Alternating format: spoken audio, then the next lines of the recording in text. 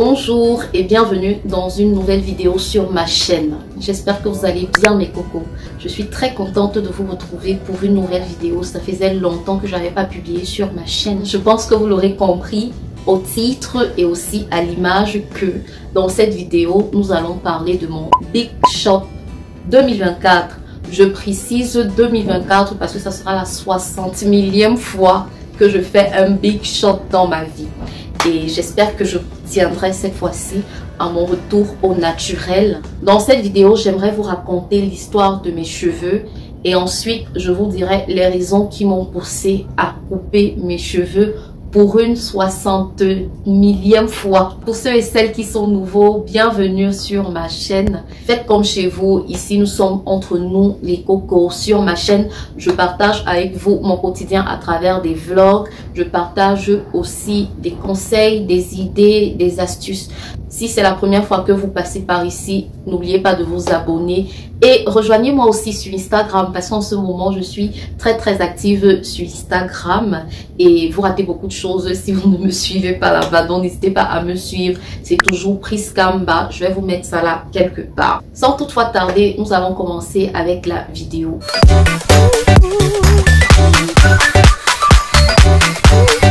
Je vais commencer par vous raconter l'histoire de mes cheveux. Moi, j'ai une relation très toxique avec mes cheveux. Ceux et celles qui me suivent depuis que j'ai créé ma chaîne savent que j'ai commencé ma chaîne avec des mini-cheveux. J'avais coupé à la naissance de Enzo, j'avais coupé mes cheveux. Mais je ne vais pas parler de ça pour le moment. Je vais commencer dès le bas âge. Quand j'étais encore au primaire, j'avais une tata qui aimait beaucoup me faire les tresses. À cette époque-là, ma maman ne vivait pas ici au Cameroun avec nous. Donc, c'est mes tatas qui prenaient soin de nous. Je me rappelle quand j'étais au primaire, j'avais eu les poux. Et ma tata ne voulait pas me couper les cheveux. Les poux là m'avaient même créé des blessures sur le cuir chevelure. Mes tatas ne voulaient pas du tout me couper les cheveux. Elle a préféré aller à la pharmacie. Elle a acheté tout ce qu'il fallait pour traiter. Heureusement, on avait tué tous les poux.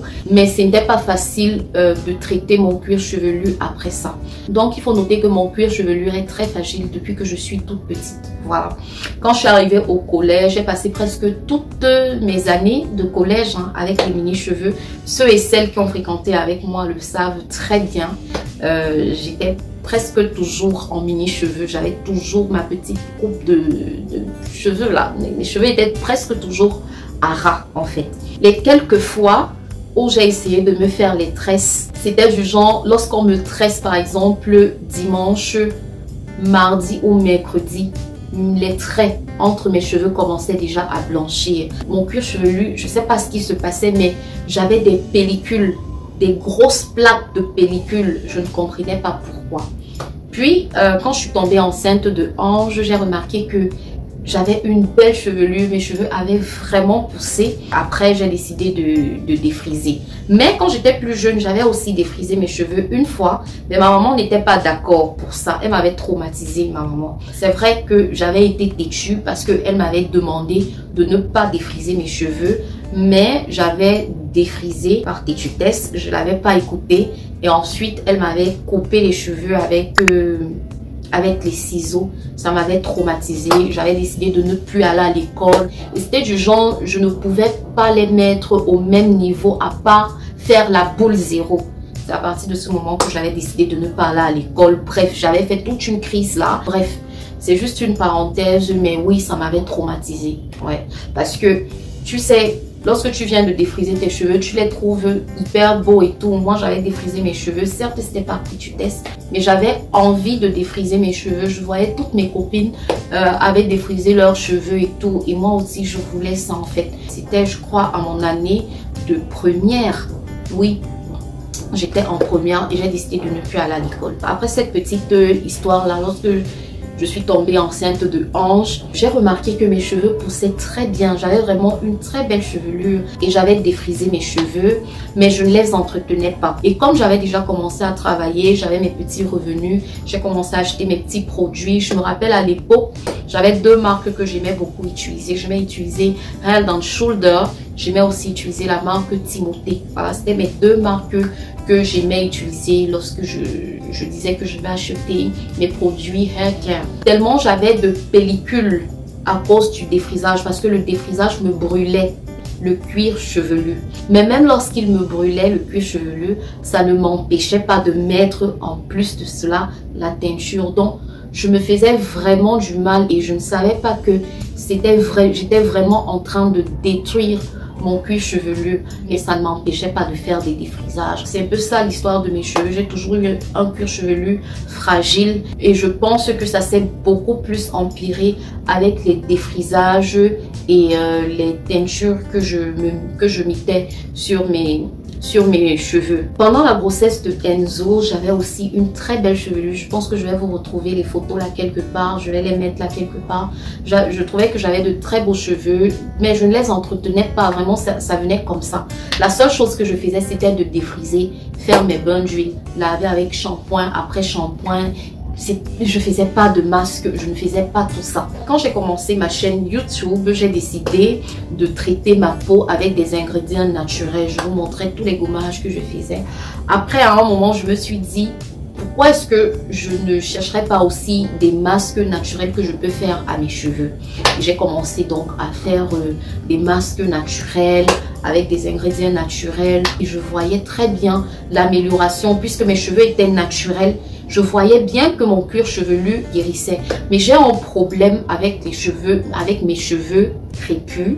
C'est que j'arrivais pas à les coiffer facilement. Du coup, pour moi, le défrisage, c'était la solution pour pouvoir facilement coiffer mes cheveux, pour pouvoir facilement faire mes chignons et tout. C'est pour cela que j'avais décidé de défriser mes cheveux. Voilà. Maintenant, qu'est-ce qui me pousse à recouper mes cheveux? Qu'est-ce qui me pousse à faire mon big shop cette année? À la naissance de Iris, je pense que pour ceux et celles qui m'ont suivi, vous avez bien vu dans les vlogs, je me rappelle au vlog max de l'année dernière, j'ai perdu beaucoup de cheveux. Devant ici, tout avait sauté. Je n'ai rien compris. J'avais de plus en plus de pellicules. Malgré le fait que je faisais des traitements, je perdais mes cheveux, je ne comprenais pas ce qui se passait. Mais même comme je les perdais, je continuais à défriser. Et après, à un moment, j'en ai eu marre. J'ai vu en fait que mes cheveux se fragilisaient. Déjà, à la base, j'ai des cheveux fins. Vous voyez, mes cheveux ne sont pas très touffus. J'ai une chevelure très fine. Je me suis rendu compte que au fur et à mesure que je défrisais, mes cheveux tombaient et ils devenaient encore plus fins. Donc je perdais vraiment mes cheveux. Et je pense que ce qui m'a sauvé même après la naissance de Iris, ce qui a sauvé mes cheveux et qui les a permis de repousser là devant, c'est parce que je faisais beaucoup de masques et beaucoup de bains d'huile. Et à un moment, j'en ai eu marre. À un moment, surtout pendant les vacances là, j'en ai eu marre. Je perdais mes cheveux, je les perdais vraiment malgré tout ce que je faisais. Et j'ai décidé de ne plus défriser en fait. Quand j'ai arrêté de défriser, je continuais à faire mes masques. Je ressentais que ça me soulageait beaucoup au niveau du cuir chevelu. J'étais déjà à un point où lorsque je fais mon shampoing, je sais que j'aurais mal parce que mon cuir chevelu picotait. Ça picotait, ça faisait vraiment mal. Pourtant, j'avais déjà arrêté de faire des défrisages au moins pendant 2 à 3 mois. Mais même jusque là, lorsque je lavais mes cheveux, je ressentais comment l'eau me pique le cuir chevelu. J'ai arrêté et j'ai dit là je ne ferai plus de défrisage au moins pendant 6 mois. J'ai laissé pousser les repousses. La première fois que j'ai coupé les cheveux, c'était ma mère qui l'a fait. Elle coupait, vous savez, lorsque vous avez une délimitation entre vos repousses et vos cheveux défrisés là, j'ai décidé à un moment de couper pour une première fois, mais c'était toujours pas au même niveau. Mais j'avais pas envie de couper jusqu'aux repousses en fait, parce que mes repousses étaient encore vraiment petites et j'avais vraiment envie de continuer à me faire des tresses, d'au moins continuer à me faire des rastas. Ma maman avait même énervé ce jour-là parce qu'elle avait trop coupé à mon goût. Donc je lui ai dit, mais maman, pourquoi tu as trop coupé comme ça? Et toi elle a dit que aka. J'ai essayé de couper à un niveau pour que ça soit un peu présentable parce que c'était vraiment marqué. Les repousses étaient là et les cheveux étaient super fins, un style, c'était vraiment moche. Donc ma maman a bien coupé. Comme vous avez vu là pendant les vlogs de la vie au village, j'ai quand même pu me faire des tresses et je continuais quand même à faire mes traitements, je faisais mes bains d'huile et je remarquais que lorsque je lavais maintenant mes cheveux, j'avais plus de picotement. Les pellicules diminuaient de plus en plus. Et c'est là que j'ai dit, bon maman, tu sais quoi, je vais faire au moins un an sans défriser mes cheveux. Ma mère a souvent fait, elle est restée tranquille parce qu'elle connaît, elle me connaît. Elle sait que entre mes cheveux et moi, là, il y a une relation assez toxique. Et après, j'ai continué à faire mes tresses et tout. J'ai fait des rastas pour venir ici à Douala. Et quand je suis arrivée à Douala, mes repousses étaient déjà à un niveau. Et il y a quelques jours que j'ai décidé de complètement couper au niveau des repousses. Et voilà ce que ça donne. Donc, voilà les derniers cheveux que j'ai pu couper. Je les ai gardés pour vous montrer. Ce sont mes derniers cheveux défrisés que j'ai coupés il y a 2 jours. Et voilà, je pense que maintenant je suis préparée mentalement à recommencer tout à zéro. Pour le moment, tout ce que je fais, c'est de laver mes cheveux régulièrement, au moins 2 à 3 fois par semaine. Et je mets une huile qu'on m'a conseillée, c'est le sulfure 8. Je vais vous mettre ça à l'écran là quelque part. Et j'ai remarqué que ça me soulage vraiment au niveau du cuir chevelu. Je pense que c'est fait à base de pierre jaune. Bon, je sais pas, mais oui, c'est ce qu'on m'a dit, qu'il y a de la pierre jaune à l'intérieur. Et lorsque je me fais des bains d'huile avec, ça me soulage vraiment. Je fais aussi beaucoup de traitements en ce moment. Et voilà, j'espère que je ne craquerai plus.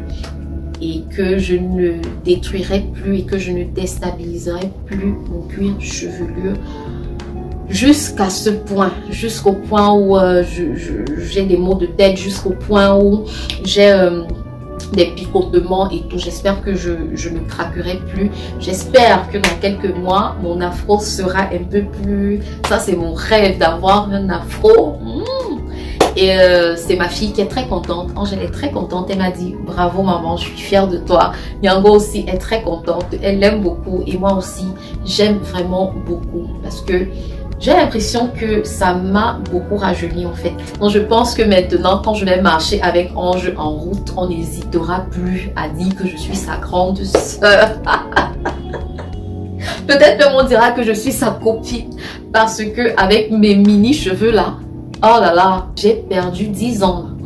J'ai perdu 10 ans. Je me revois dans ma vingtaine.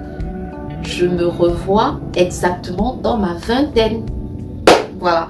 Tout ça pour vous dire que maintenant, je vais tout faire pour entretenir mes cheveux au maximum. Surtout que ce n'est même pas dur en fait. Depuis que je les entretiens vraiment, que je fais des masques naturels et tout, je les trouve vraiment très souples. Comme lorsque j'avais mon acné et que j'ai partagé avec vous tout ce qui m'a aidé pour guérir ma peau. C'est la même chose que je ferai aussi en partageant avec vous mon aventure capillaire, en espérant que ça motive celles qui sont dans le défrisage là, de revenir au naturel. Pour moi, le défrisage a été très nocif pour mon cuir chevelu. Franchement, rien que pour ne plus avoir des douleurs au niveau du cuir chevelu, je suis plus sûre de pouvoir redéfriser mes cheveux un jour. Voilà, donc je compte partager tout cela avec vous sur la chaîne Ma Petite Aventure Capillaire. Et c'est pas parce que je reviens au naturel là que je ne mettrai pas mes perruques. Je mettrai encore et toujours mes perruques juste pour changer de tête. Et parfois aussi je laisserai mon afro comme ça. Voilà. Pour le moment, je n'ai encore acheté aucun produit. Même le shampoing, même l'après-shampoing, même le masque. Je n'ai rien acheté pour le moment. À part mon huile sulfure 8 là que j'ai acheté. Ça c'est parce qu'on m'a vraiment conseillé d'utiliser ça pour m'apaiser le cuir chevelu. Mais à part ça, je n'ai encore rien acheté. J'ai des produits qui arrivent et je vous en parlerai certainement. Je vous montrerai ça, ne vous inquiétez pas. Je vais continuer à porter mes perruques, ça c'est sûr. Je me ferai aussi beaucoup de tresses et j'espère que vous allez suivre avec moi cette nouvelle aventure du retour au naturel. Voilà mes cocos, j'espère que la vidéo vous a plu. On se verra bientôt dans une nouvelle vidéo. Je vous embrasse. Ciao.